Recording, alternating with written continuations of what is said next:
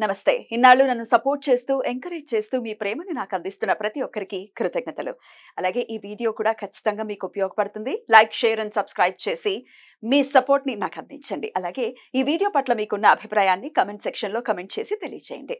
ఇప్పుడు వీడియోని చూద్దాం. నమస్కారం. రేపటి విశిష్టతని ఒకసారి చూద్దాం. రేపు 25వ తారీఖు జూలై నెల 2024వ సంవత్సరం గురువారం. శ్రీ క్రోధినామ సంవత్సరం దక్షిణాయనం గ్రీష్మ ఋతువు. రేపు ఆషాఢ మాస బహుళపక్ష పంచమి తిథి రాత్రి 1:58 వరకు, తదుపరి షష్ఠి తిథి.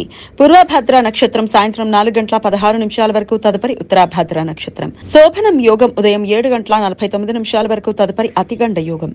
కౌలవకరణం మధ్యాహ్నం 3:17 వరకు, తైతుల కరణం రాత్రి 1:58 వరకు, తదుపరి గరజకరణం ఉంటాయి.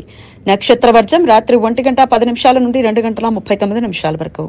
అమృతకాలం ఉదయం 8:55 నుండి 10:24 వరకు. హైదరాబాద్ ప్రాంతం వారికి రేపు సూర్యోదయం ఉదయం 5:53 సూర్యాస్తమయం సాయంత్రం 6:52. చంద్రోదయం రాత్రి 10:06, చంద్రాస్తమయం ఉదయం 9:36.